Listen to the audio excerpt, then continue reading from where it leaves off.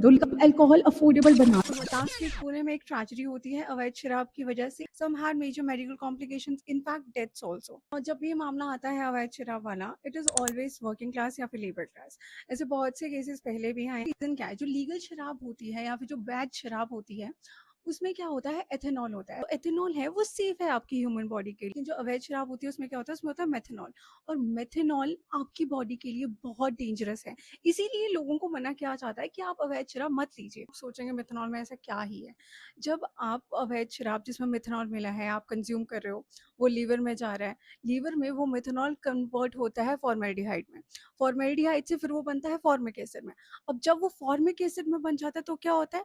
Blindness.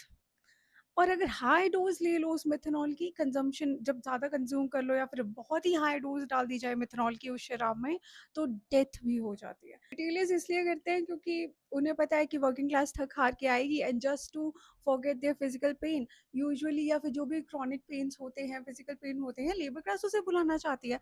और वो अपना फिजिकल और क्रॉनिक पेन बुलाने के लिए they consume alcohol like every other class too. Corporate अगर विस्की पी रही है, वाइन पी रही है, तो वो क्लासिस्ट हैं। बट जस्ट बिकॉज कंज्यूम कर रही है तो वो शराबी नहीं।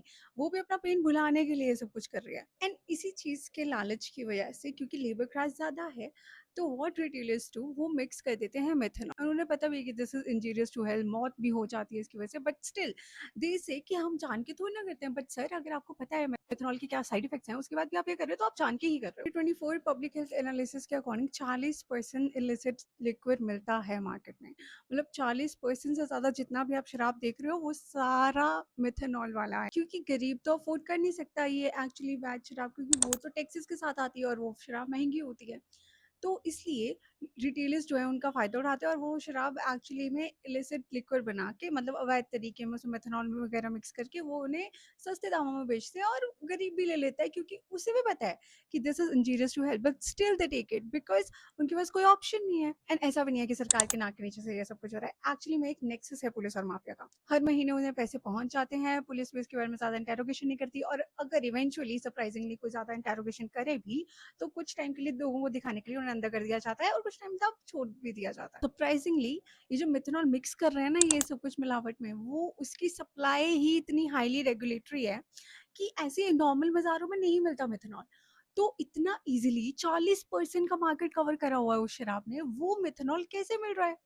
क्वेश्चन तो ये है। तो एक्चुअली में कुछ स्टेप्स हम ले सकते हैं। हम मिथेनॉल की एक स्ट्रिक्ट अकाउंटेबिलिटी रखें कि कहाँ आ रहा है, कितना मिथेनॉल है, कहाँ कंज्यूम हो रहा है। कम से कम अल्कोहल अफोर्डेबल बना दो लेबर क्लास के लिए, क्योंकि वो तो वैसे भी ले ही रहे हैं, दे आर कंज्यूमिंग। तो prevention is better than cure.